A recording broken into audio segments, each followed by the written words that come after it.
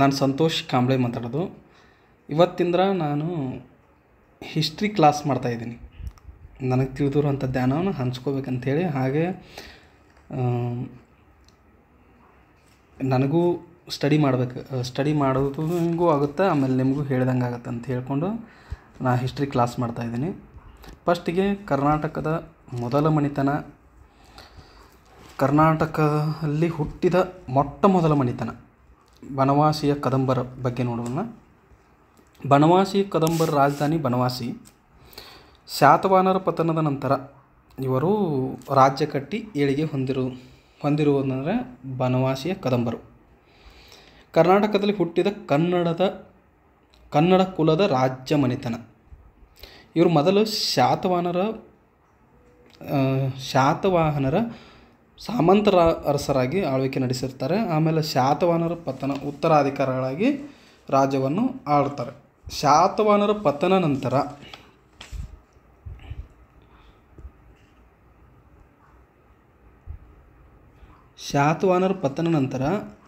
ಅಂದರೆ ಇದು ಶಾತವಾಹನರ ಪತನ ಮೈಸೂರು ಪ್ರಾಂತ್ಯವನ್ನು ಗೆದ್ದುಕೊಂಡು ಸ್ವತಂತ್ರ ಅಧಿಪತಿಗಳಾಗಿ ಸುಮಾರು 4ನೇ ಶತಮಾನದ ಕಡೆಯಾರ್ಧದಿಂದ ಅಂದರೆ 345ರಲ್ಲಿ ಸ್ಟಾರ್ಟ್ ಮಾಡಿ 6ನೇ ಶತಮಾನದ ಅಂತ್ಯದವರೆಗೆ ಸುಮಾರು 250 ವರ್ಷಗಳ ಕಾಲ ಆಳಿದರು. ಕದಂಬ ರಾಜ್ಯವು ಶಿವಮೊಗ್ಗ, ದಕ್ಷಿಣ ಕನ್ನಡ, ಉತ್ತರ ಕನ್ನಡ, ಧಾರವಾಡ, ಬೆಳಗಾವಿ ಮತ್ತು ಹಾಸನ ಜಿಲ್ಲೆಗಳನ್ನು ಒಳಗೊಂಡಿತ್ತು. ಕ್ರಿಸ್ತಶಕ 345ರಲ್ಲಿ ಮಯೂರವರ್ಮನು ಕದಂಬ ರಾಜ್ಯವನ್ನು ಸ್ಥಾಪಿಸಿದನು. ಇವರ ಲಾಂಛನ ಸಿಂಹ ಮತ್ತು ಧ್ವಜ ವಾನರವಾಗಿತ್ತು. ಅವರು ಶುದ್ಧ ಬ್ರಾಹ್ಮಣರು. ಉತ್ತರ ಕನ್ನಡ ಜಿಲ್ಲೆಯ ಬನವಾಸಿ ಅವರ ರಾಜಧಾನಿಯಾಗಿದ್ದರಿಂದ ಅವರನ್ನು ಬನವಾಸಿಯ ಕದಂಬರೆಂದು ಕರೆಯಲಾಗಿದೆ. ಬನವಾಸಿ 12,000 ಎಂದು ಹೆಸರಿಸಲಾಗಿದೆ. ಈ 12,000 ಎಂದು ಹೆಸರಾಗಿಸಲು ಮುಂದಿನ ಕ್ಲಾಸ್ನಲ್ಲಿ ಹೇಳ್ತೀನಿ.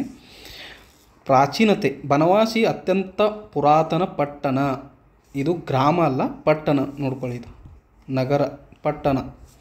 ಬನವಾಸಿ ಮಹಾಭಾರತ ಕಾಲದಲ್ಲಿ ವೈಜಯಂತಿ ಅಥವಾ ವನವಾಸಿ ಎಂದು ಕರೆಯಲಾಗಿತ್ತು.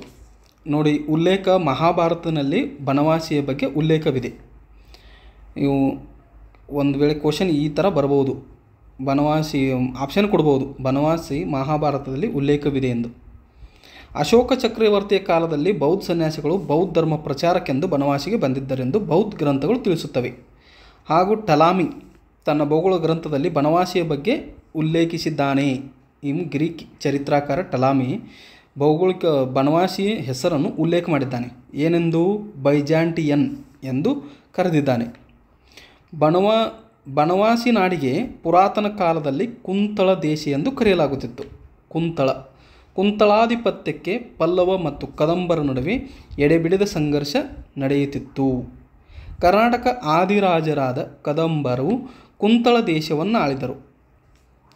ಕದಂಬರ ಇತಿಹಾಸ ತಿಳಿಯಲು ಶಿವಮೊಗ್ಗ ಜಿಲ್ಲೆಯ ತಾಳಗುಂದ ಶಾಸನ, ಇದು ಕರ್ನಾಟಕದ ಮೊದಲ ಸಂಸ್ಕೃತ ಶಾಸನ. ಹಾಸನ ಜಿಲ್ಲೆಯ ಹಲ್ಮಿಡಿ, ಚಿತ್ರದುರ್ಗ ಜಿಲ್ಲೆಯ ಚಂದ್ರವಳ್ಳಿ, ಬೆಳಗಾವಿ ಜಿಲ್ಲೆಯ ಹಲಸಿ ಶಾಸನಗಳು, ಸಾಹಿತ್ಯ ಗ್ರಂಥಗಳು, ದೇವಾಲಯಗಳು ಈ ಕದಂಬರ ಮೂಲವನ್ನು ತಿಳಿಯಲು ನೆರವಾಗುತ್ತವೆ. ಕದಂಬರ ಮೂಲದ ಬಗ್ಗೆ ಇರುವ ವಿವಿಧ ಸಿದ್ಧಾಂತಗಳು ಇವೇನು ಅಷ್ಟೊಂದು ಇಂಪಾರ್ಟೆಂಟ್ ಇಲ್ಲ, ನಿಮ್ಗೆ ಟೈಮ್ ಸಿಕ್ಕರೆ ನೋಡ್ಕೋಬಹುದು. ದೈವಾಂಶ ಸಂಭೂತ ಸಿದ್ಧಾಂತ ಐತಿ, ಆಮೇಲೆ ಇದು ಇನ್ನೊಂದು ನಾಗಾ ಸಿದ್ಧಾಂತ ಐತಿ, ಜೈನ ಸಿದ್ಧಾಂತ ಐತಿ, ನಂದ ಮೂಲ ಐತಿ, ತಮಿಳು ಮೂಲ ಐತಿ. ಬಟ್ ಇದು ನಮ್ಮ ಕನ್ನಡ ಈಗ ಇಂಪಾರ್ಟೆಂಟ್ ಇರೋದು ಕನ್ನಡ ಮೂಲ. ಕ್ರಿಸ್ತಶಕ 450ರಲ್ಲಿ ಕ್ರಿಸ್ತಪೂರ್ವ ಅಲ್ಲ, ಕ್ರಿಸ್ತಶಕ 450ರಲ್ಲಿ ರಚಿತವಾದ ಶಾಂತಿವರ್ಮನ ತಾಳಗುಂದ ಸ್ತಂಭ ಶಾಸನವು ಕದಂಬರ ಮೂಲವನ್ನು ಐತಿಹಾಸಿಕವಾಗಿ ವಿವರಿಸುತ್ತದೆ. ಅದರ ಪ್ರಕಾರ ಕದಂಬ ಕುಲದ ಮೂಲ ಪುರುಷ ಮಯೂರ ಶರ್ಮ ಕನ್ನಡಿಗನು. ಅವನ ಸ್ವಂತ ಸ್ಥಳ ಉತ್ತರ ಕನ್ನಡ ಜಿಲ್ಲೆಯ ಬನವಾಸಿ. ಮಾನವೀಯ ಗೋತ್ರಕ್ಕೆ ಸೇರಿದ ಬ್ರಾಹ್ಮಣ ದ್ವಿಜೋತ್ತಮ. ಅವನ ಮನೆಯ ಬಳಿ ದೊಡ್ಡ ಕದಂಬ ವೃಕ್ಷ ಬೆಳೆದಿದ್ದರಿಂದ ಅವನ ಮನೆತನಕ್ಕೆ ಕದಂಬ ಎಂಬ ಹೆಸರು ಬಂದಿತು. ಆತನ ತಾತ ವೀರಶರ್ಮ, ತಂದೆ ಬಂಧುಸೇನರು. ಇವರ ಗೋತ್ರಕ್ಕೆ ಮಾನವೀಯ ಗೋತ್ರ ಮತ್ತು ಹಾರತಿ ಪುತ್ರ ಮನೆತನದವರು. ಹಾರತಿ ಪುತ್ರ ಮನೆತನದವರು ರಾಜ ಮನೆತನಗಳು ಉತ್ತರದಲ್ಲಿ ಇದ್ದಾವೆ ಮತ್ತು ಕರ್ನಾಟಕ ಇದು ದಕ್ಷಿಣದಲ್ಲಿ ಇದ್ದಾವೆ. ಬಟ್ ಇವರು ಕದಂಬರು ಸಹ ಹಾರತಿ ಪುತ್ರ ಮನೆತನದವರು. ಮಯೂರಶರ್ಮನು ಪಲ್ಲವರ ನಿರ್ಮೂಲನೆ ಮಾಡಿ ಬ್ರಾಹ್ಮಣ ಧರ್ಮವನ್ನು ಬಿಟ್ಟು ಕ್ಷತ್ರಿಯನಾಗಿ ಕದಂಬ ವಂಶ ಸ್ಥಾಪಿಸಿದನು. ಪ್ರಸ್ತುತ ಇದು ಎಲ್ಲರೂ ನಂಬಿರುವ ಸಿದ್ಧಾಂತ.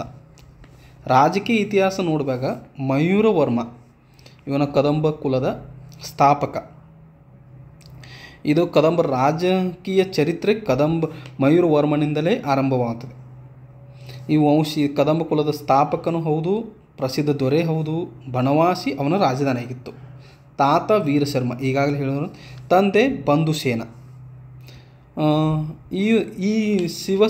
ಈ ಬಗ್ಗೆ ಶಿವಸ್ಕಂದವರ್ಮನಲ್ಲಿ ನ್ಯಾಯ ಬೇಡಿದ ಮಯೂರಶರ್ಮನು ತಿರಸ್ಕೃತನಾದನು. ಈ ಹಿಂದೆ ಒಮ್ಮೆ ಅವರು ಶಿಕ್ಷಣಕ್ಕೆಂದು ಕಂಚಿಗೆ ಹೋಗಿರ್ತಾರೆ. ಕಂಚಿಯಾಗ ಸ್ವಲ್ಪ ಅವರಿಗೆ ಅವಮಾನ ಆಗಿ ಅಲ್ಲಿ ಶಿವಸ್ಕಂದವರ್ಮನಿಂದನೂ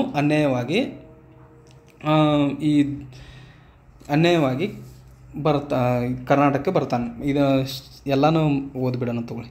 ಪಲ್ಲವರು ಅವನನ್ನು ಕೇವಲ ಬ್ರಾಹ್ಮಣನೆಂದು ತುಚ್ಛರಿಸಿದರು. ಬ್ರಾಹ್ಮಣನಾದನು ಏನೂ ಮಾಡಲಾರ ಎಂಬ ತಿರಸ್ಕಾರ ಶಿವಸ್ಕಂದವರ್ಮನದು. ಹೀಗೆ ಕ್ರುದ್ಧನಾದ ಮಯೂರಶರ್ಮನು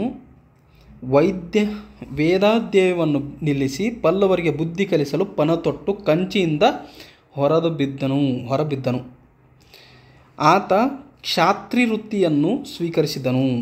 ಆಂಧ್ರದ ಶ್ರೀಶೈಲ ಪರ್ವತಕ್ಕೆ ಹೋದನು. ಹೀಗೆ ದರ್ಬೆಯನ್ನು ಹಿಡಿಯುವ ಕೈಯಲ್ಲಿ ಖಡ್ಗವನ್ನು ಹಿಡಿದ ಮಯೂರಶರ್ಮನು ಬ್ರಾಹ್ಮಣ ಧರ್ಮವನ್ನು ಬಿಟ್ಟು ಕ್ಷತ್ರಿಯನಾಗಿ ಮಯೂರವರ್ಮನಾದನು. ಶರ್ಮ ಹೋಗಿ ಮಯೂರವರ್ಮನಾದನು. ಇನ್ನು ಮುಂದಿನ ಕ್ಲಾಸ್ನಾಗ ನೋಡೋಣ.